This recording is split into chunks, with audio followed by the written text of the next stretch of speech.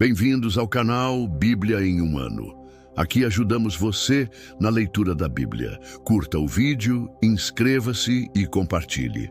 Acompanhe também pelo Spotify e YouTube Music para ouvir a Bíblia onde estiver. Os links estão no primeiro comentário fixado. Vamos juntos completar a leitura da Bíblia em um ano. Antigo Testamento, Gênesis capítulo 46. Israel partiu com tudo o que lhe pertencia. Ao chegar a Berseba, ofereceu sacrifícios ao Deus de Isaque, o seu pai. À noite, Deus falou a Israel por meio de visões. Jacó, Jacó, aqui estou. Ele respondeu, eu sou Deus, o Deus do seu pai, disse a ele. Não tenha medo de descer para o Egito, porque lá farei de você uma grande nação. Eu mesmo descerei ao Egito com você e certamente o trarei de volta. Além disso, a mão de José fechará os seus olhos. Então Jacó partiu de Berseba.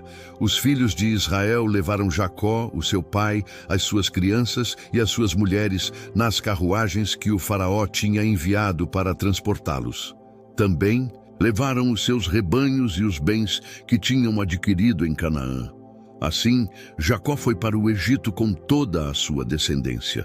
Levou consigo para o Egito os seus filhos, os seus netos, as suas filhas e as suas netas, isto é, todos os seus descendentes. Estes são os nomes dos israelitas, ou seja, de Jacó e dos seus descendentes, que foram para o Egito. Ruben, o primogênito de Jacó. Estes foram os filhos de Ruben: Enoque, Palu, Esrom e Carmi. Estes foram os filhos de Simeão: Gemuel, Jamim, Uade, Jaquim, Zoar e Saul, filho de uma cananeia. Estes foram os filhos de Levi: Gerson, Coate e Merari. Estes foram os filhos de Judá: Er, Onã, Selá, Perez e Zerá. Er e Onã morreram na terra de Canaã. Estes foram os filhos de Perez: Edrom e Ramul. Estes foram os filhos de Issacar: Tolá, Puá, Jassube e Sinrom. Estes foram os filhos de Zebulon: Serede, Elom e Jaleel. Foram estes os filhos que Lia deu a Jacó em Padã Arã, além de Diná, a sua filha. Ao todo, os seus descendentes eram 33. Estes foram os filhos de Gade: Zefon, Ragi, Suni, Esbom, Eri, Arodi e Areli. Estes foram os filhos de Azer: Imna, Isvá, Isvi e Berias, e a irmã deles, Sera. Estes foram os filhos de Berias: Eber e Malquiel. Foram estes os 16 descendentes que Zilpa, serva que Labão tinha dado à sua filha Lia, deu a Jacó. Estes foram os filhos de Raquel, mulher de Jacó, José e Benjamim. Azenate, filha de Potífera, sacerdote de On, deu 2 filhos a José no Egito, Manassés e Efraim. Estes foram os filhos de Benjamim: Belá, Bequer, Asbel, Gera, Naamã, Ei, Ros, Mupim, Rupim e Arde. Foram estes os 14 descendentes que Raquel deu a Jacó. O filho de Dan foi Uzim. Estes foram os filhos de Naftali: Jazeel, Guni, Jezer e Silém. Foram estes os 7 descendentes que Bila, serva que Labão tinha dado à sua filha Raquel, deu a Jacó. Todos os que foram para o Egito com Jacó, todos os seus descendentes, sem contar as mulheres dos seus filhos, totalizaram 66 pessoas. Com os 2 filhos que nasceram a José no Egito, os membros da família de Jacó que foram para o Egito chegaram a 70. Ora, Jacó enviou Judá à frente dele para ir até José, a fim de saber como ir a Gósen. Quando lá chegaram, José, com a carruagem pronta, foi a Gósen a fim de encontrar-se com Israel, o seu pai. Assim que o viu, lançou-se ao seu encontro e, abraçado a ele, chorou longamente. Israel disse a José: agora já posso morrer, pois vi o seu rosto e sei que você ainda está vivo. Então José disse aos seus irmãos e a toda a família do seu pai: vou partir e informar o faraó de que os meus irmãos e toda a família do meu pai, que viviam em Canaã, vieram para ficar comigo.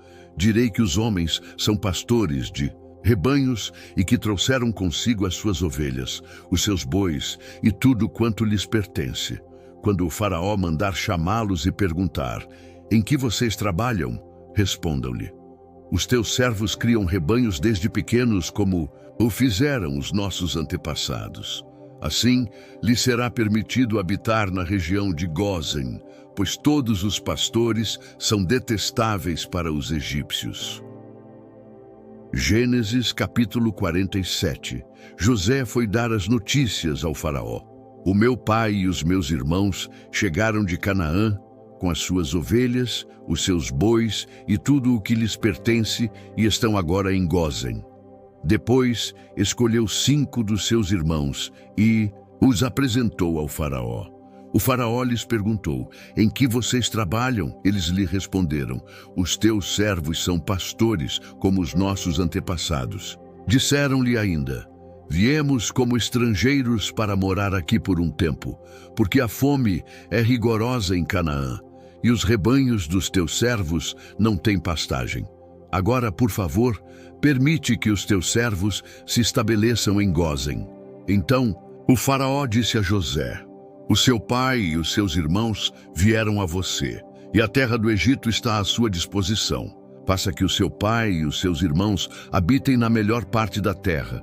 Deixe-os morar em Gósen, e se você vê que alguns deles são competentes, ponha-os como responsáveis pelo meu rebanho. Então, José levou Jacó, o seu pai, ao faraó e o apresentou a ele. Jacó abençoou o faraó e este lhe perguntou: quantos anos o senhor tem? Jacó respondeu ao faraó: são 130 os anos da minha peregrinação. Foram poucos e difíceis, mas não se comparam com os anos da peregrinação dos meus antepassados. Então Jacó abençoou o faraó e saiu de sua presença. José instalou o seu pai e os seus irmãos e deu-lhes propriedade na melhor parte das terras do Egito, na região de Ramessés, conforme a ordem do faraó. Providenciou também sustento para o seu pai, para os seus irmãos e para toda a sua família, de acordo com o número de filhos de cada um. Não havia alimento em toda a terra, pois a fome era rigorosa. Tanto o Egito como Canaã desfaleciam por causa da fome. José recolheu toda a prata que circulava no Egito e em Canaã, dada como pagamento pelo grão que o povo comprava, e levou-a ao palácio do faraó. Quando toda a prata do Egito e de Canaã se esgotou, todos os egípcios foram suplicar a José: dá-nos comida, não nos deixes morrer em tua presença, pois a nossa prata acabou.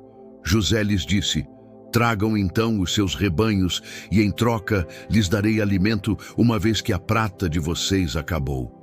Então trouxeram a José os rebanhos e ele deu-lhes alimento em troca de cavalos, ovelhas, bois e jumentos. Durante aquele ano inteiro, ele os sustentou em troca de todos os seus rebanhos. O ano passou e no ano seguinte voltaram a José dizendo: não temos como esconder de ti, meu senhor, que uma vez que a nossa prata acabou e os nossos rebanhos lhe pertencem, nada mais resta diante do meu senhor a não ser os nossos próprios corpos e as nossas terras. Não deixes que morramos e que as nossas terras pereçam diante dos teus olhos. Compra-nos e compra as nossas terras em troca de alimento, e nós, com as nossas terras, seremos escravos do faraó. Dá-nos sementes para que sobrevivamos e não morramos de fome, a fim de que a terra não fique desolada. Assim, José comprou todas as terras do Egito para o faraó. Todos os egípcios tiveram que vender os seus campos de tão rigorosa que era a fome para eles. Então, a terra tornou-se propriedade do faraó. Quanto ao povo, José o reduziu à servidão, de uma a outra extremidade do Egito. Somente as terras dos sacerdotes não foram compradas, porque estes recebiam subsídios designados pelo faraó e se alimentavam do que recebiam dele. Por isso, não tiveram que vender as suas terras. Então José disse ao povo: ouçam, hoje comprei vocês e as suas terras para o faraó. aqui estão as sementes, a fim de que cultivem a terra. Mas vocês darão a quinta parte das suas colheitas ao faraó. Os outros 4/5 ficarão para vocês como sementes para os campos, e como alimento para vocês, para os que vivem nas suas casas, e para dar de comer às suas crianças. Eles disseram: meu senhor, tu nos salvaste a vida. Visto que nos favoreceste, seremos escravos do faraó. Assim quanto à terra, José estabeleceu o seguinte estatuto no Egito, que permanece até hoje: 1/5 da produção pertence ao faraó. Somente as terras dos sacerdotes não se tornaram propriedade do faraó. Os israelitas se estabeleceram no Egito, na região de Gósen. Lá, adquiriram propriedades, foram férteis e multiplicaram-se muito. Jacó viveu 17 anos no Egito, e os anos da sua vida chegaram a 147. Quando estava perto de morrer, Israel chamou José, o seu filho, e lhe disse: se tenho o seu favor, ponha a mão debaixo da minha coxa e prometa que agirá com amor fiel para comigo. Não me sepulte no Egito. Quando eu descansar com os meus pais, leve-me daqui do Egito e sepulte-me com eles. José respondeu: farei como o Senhor me pede. Jacó insistiu: jure-me. José lhe jurou, e Israel curvou-se para adorar apoiado no seu bordão. Gênesis capítulo 48. Algum tempo depois, disseram a José: o seu pai está doente. Então ele foi vê-lo, levando consigo os seus 2 filhos, Manassés e Efraim, e anunciaram a Jacó. O seu filho José veio vê-lo. Israel reuniu forças e sentou-se na cama. Então Jacó disse a José: o Deus Todo-Poderoso apareceu-me em luz na terra de Canaã e me abençoou, dizendo: eu o farei fértil e o multiplicarei. Farei de você uma comunidade de povos e darei esta terra por propriedade perpétua à sua descendência. Agora, pois, os seus 2 filhos que lhe nasceram no Egito, antes que eu viesse ficar com você, serão reconhecidos como meus. Efraim e Manassés serão meus, como são meus Rúben e Simeão. Os filhos que lhe nascerem depois deles serão seus. Serão convocados sob o nome dos seus irmãos para receberem a sua herança. Quando eu voltava de Padã, para a minha tristeza, Raquel morreu em Canaã, quando ainda estávamos a caminho, a pouca distância de Efrata. Eu a sepultei ali, ao lado do caminho para Efrata, que é Belém. Quando Israel viu os filhos de José, perguntou: quem são estes? José respondeu ao seu pai: são os filhos que Deus me deu aqui. Então Israel disse: traga-os aqui para que eu os abençoe. Os olhos de Israel já estavam enfraquecidos por causa da idade avançada, e ele mal podia enxergar. Por isso, José levou os seus filhos para perto dele, e o seu pai os beijou e os abraçou. Israel disse a José: nunca pensei que veria a sua face novamente, e agora Deus me concede ver também os seus filhos. Em seguida, José os tirou dos joelhos de Israel e curvou-se com o rosto em terra. Depois, José tomou os 2, Efraim à sua direita, perto da mão esquerda de Israel, e Manassés à sua esquerda, perto da mão direita de Israel, e os aproximou dele. Israel, porém, estendeu a mão direita e a pôs sobre a cabeça de Efraim, embora este fosse o mais novo, e cruzando os braços, pôs a mão esquerda sobre a cabeça de Manassés, embora Manassés fosse o primogênito. Então abençoou José, dizendo: que o Deus em cuja presença andaram os meus pais, Abraão e Isaque, o Deus que tem sido o meu pastor em toda a minha vida até o dia de hoje, o anjo que me redimiu de todo o mal, abençoe estes meninos, que por meio deles sejam lembrados o meu nome e o nome dos meus pais, Abraão e Isaque, e que eles cresçam como uma multidão na terra. Quando José viu o seu pai colocar a mão direita sobre a cabeça de Efraim, não gostou. Por isso, pegou a mão do pai a fim de mudá-la da cabeça de Efraim para a de Manassés, e lhe disse: não, meu pai, Este aqui é o primogênito. Põe a mão direita sobre a cabeça dele. O seu pai, porém, recusou e respondeu: Eu sei, meu filho, eu sei. Ele também se tornará um povo, também será grande. Apesar disso, o seu irmão mais novo será maior do que ele, e a sua descendência será uma multidão de nações. Assim, Jacó os abençoou naquele dia, dizendo: Por meio de você, Israel pronunciará esta bênção: que Deus faça a você como fez a Efraim e a Manassés. Assim, colocou Efraim à frente de Manassés. A seguir, Israel disse a José: Estou para morrer, mas Deus estará com vocês e os levará de volta à terra dos seus antepassados. Dou a você, da região montanhosa que tomei dos amorreus, com a minha espada e com o meu arco, uma parte a mais do que aos seus irmãos. Novo Testamento, Mateus capítulo 13, versículos 1 ao 30. Naquele mesmo dia, Jesus saiu de casa e sentou-se às margens do lago.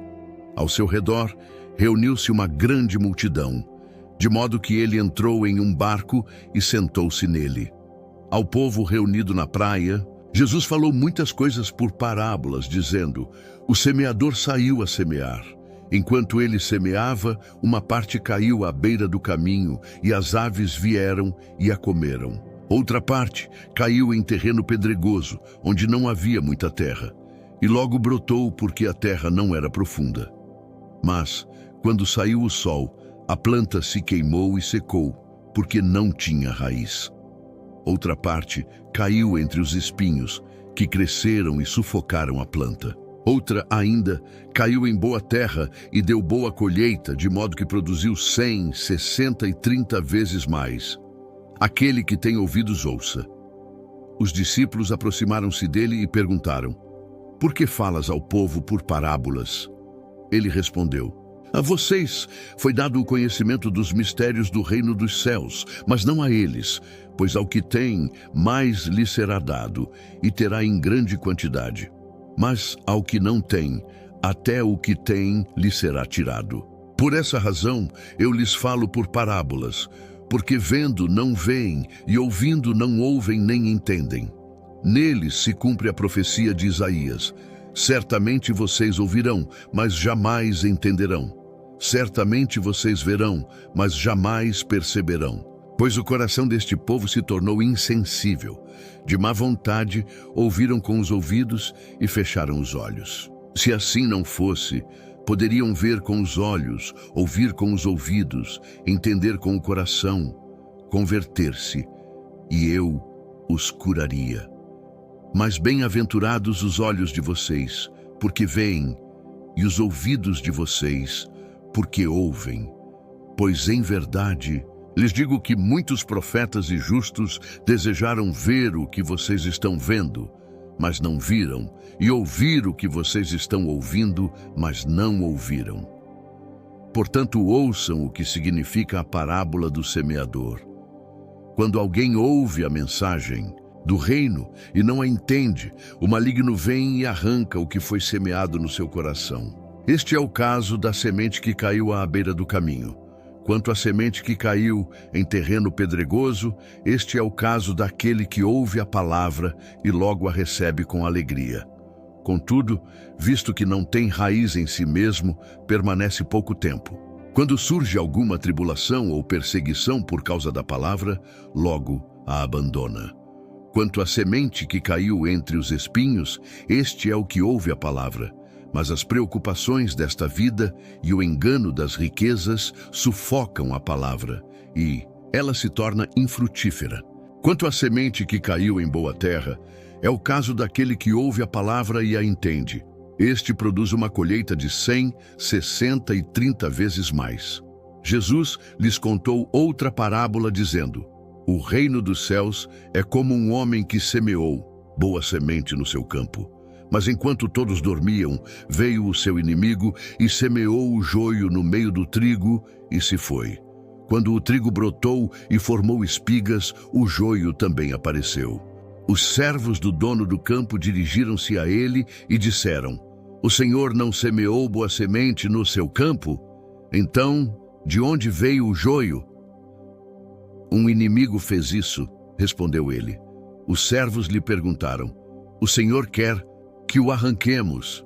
Ele respondeu: não, porque ao arrancar o joio, vocês poderiam arrancar com ele o trigo. Deixem que cresçam juntos até a colheita. Então direi aos encarregados da colheita: juntem primeiro o joio e amarrem-no em feixes para ser queimado. Depois, juntem o trigo e guardem-no no meu celeiro. Obrigado por chegar até aqui. Curta o vídeo, inscreva-se no canal e compartilhe com aqueles que são importantes para você. Que Deus nos ajude a completar esta jornada. O Senhor te abençoe e te guarde. O Senhor faça resplandecer o seu rosto sobre ti e tenha misericórdia de ti. O Senhor sobre ti levante o seu rosto e te dê a paz. Até amanhã.